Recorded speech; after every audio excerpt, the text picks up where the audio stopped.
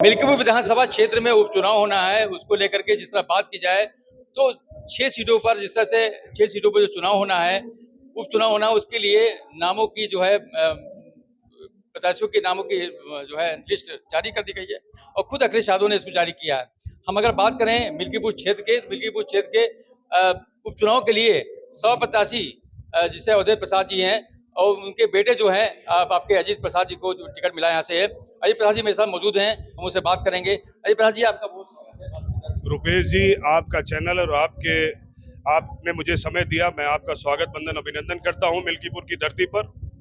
और जिस तरह से 10 उपचुनाव विधानसभा होने जा रहे हैं, उसमें से एक मिल्कीपुर भी सीट है।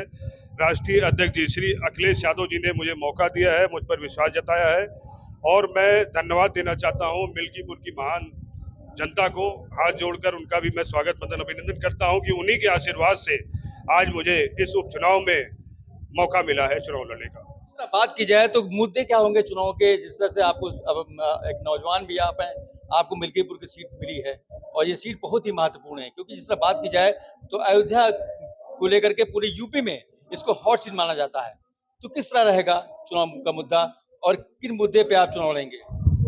देखिए रुपेश जी, मैं आपसे बताना चाहता हूं आपके चैनल के माध्यम से, जो सबसे गंभीर मुद्दा है, ज्वलनशील मुद्दा है मिल्कीपुर का, वो है छुट्टा जानवर।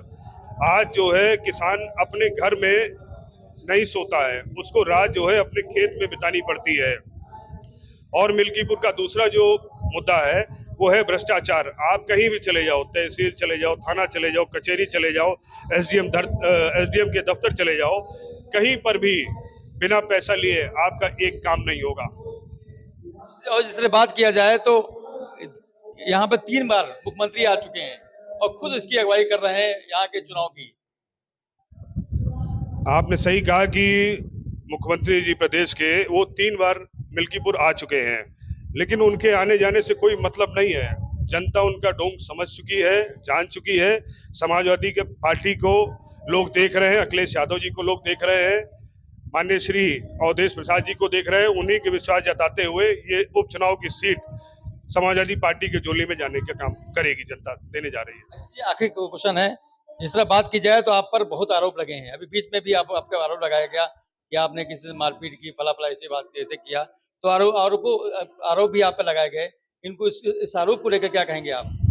देखिए, मैं आपके चैनल के माध्यम से इस पुलिस प्रशासन शासन से मांग करता हूं कि जो उन्होंने हमारे ऊपर अपहरण का मुकदमा लिखा, गंभीर मुकदमा लिखा, तो मैं चाहता हूं कि जिस जगह की वो बात कर रहे थे कि मैंने कोई बैंक का नाम ले रहे थे कि मैंने वहां से किसी को उठाया, उसका अपहरण किया, तो मैं चाहता हूं आपके माध्यम से, आपके चैनल के माध्यम से उस सीसीटीवी कैमरे को दुनिया को दिखाया जाए कि अजीत प्रसाद ने जो है उनको उठाया, उनको मारा, उनका अपहरण किया।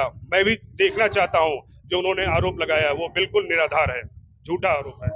खैर क्या रहेगा, क्योंकि अब आज से आपकी जो है प्रक्रिया शुरू हो गई है, कल से नाम की आपकी घोषणा हो गई है। आप लोगों से मिल रहे हैं, लोगों से वार्ता कर रहे हैं, कन्वेंसिंग कर रहे हैं, लोगों से वादे कर रहे हैं कि जो जिन क्षेत्रों में दिक्कतें थी वहां भी पहुंच रहे हैं। तो क्या अपने वोटरों से क्या उम्मीद रखते हैं आप? देखिए, मैं यही कहना चाहता हूं कि जिस तरह अवधेश प्रसाद जी ने आज 9 बार के वो लगातार विधायक, 1 बार के सांसद, 5 से 6 बार वो कैबिनेट मिनिस्टर रहे हैं, उन्होंने विकास कार्य किए हैं। मिल्कीपुर में भी वो विधायक रहे 2012 से 2017 में। जिस तरह से उन्होंने मिल्कीपुर की जनता के साथ कंधे से कंधा मिलाया, उनके सुख दुख में खड़े रहे और तमाम योजनाएं मुझे बताने में कई घंटे लग जाएंगे जो मिल्कीपुर की जनता के लिए उन्होंने किया है, तो उसी को आगे बढ़ाने का मैं भी काम करूँगा। बात की जाए तो बीजेपी के लोगों का कहना है कि सब कुछ हमने किया है, रोड हमने बनवाया, 4 लेन हमने बनवाया, क्षेत्र में काम हमने किए।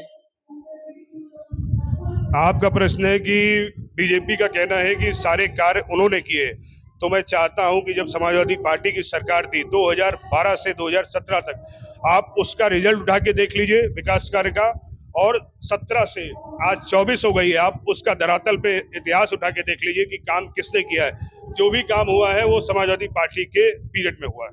आखिरी सवाल, मुद्दा क्या होगा आपका चुनाव लड़ने का? देखिए, पहला मुद्दा है विकास का। जिस तरह से अवधेश प्रसाद जी ने मिल्कीपुर की आवाम के लिए, यहाँ की धरती के लिए विकास कार्य किए हैं। दूसरा मुद्दा है, सबसे ज्वलनशील मुद्दा है, वो है आज छुट्टा जानवर। मैंने कई बार आपसे भी बोला कि छुट्टा जानवर एक बहुत गंभीर मुद्दा है, जिससे आज किसान जो है अपने घरों में नहीं सोता है, उसको रात जो है अपने खेतों में बितानी पड़ती है, अपने फसल को बचाने के लिए अपनी रात जो है खेतों में बितानी पड़ती है। और अभी मैं एक घटना भी बताता हूँ, इसी मिल्कीपुर में एक किसान जिनकी उम्र 55 साल थी, वो अपनी खेत की रखवाली करते हुए उनको एक जहरीले सांप ने काट दिया, तो उसमें उनकी जान भी चली गई। तो ये सब मुद्दे हैं। तो क्या कहेंगे लोगों से, अभी क्या करेंगे अपने समाचार? मैं आपके चैनल के माध्यम से ये अपील करना चाहता हूँ, जो आशा विश्वास से माननीय श्री अखिलेश यादव जी ने मुझे टिकट दिया है, मुझे प्रत्याशी बनाया है, मिल्कीपुर की महान जनता की आशीर्वाद से मुझे प्रत्याशी बनाया है, तो मैं चाहता हूं कि सभी लोग समाजवादी पार्टी को वोट दें और अपने प्रत्याशी अजीत प्रसाद को जिताने का काम करें। बहुत बहुत धन्यवाद। ये थे अजीत प्रसाद, इनका कहना था कि हम लोगों से अपील करते हैं कि हमको जिताएं और अखिलेश यादव के हाथों को मजबूत करें। जो कार्य यहाँ पर रुके हुए हैं, जो विकास कार्य यहाँ पर रुके हुए हैं, जो भ्रष्टाचार हो रहा है, उसको हम रोकेंगे और अपने मिल्कीपुर को स्वच्छ और सुंदर बनाएंगे। रूपेश श्रीवास्तव, भारत समाचार, अयोध्या।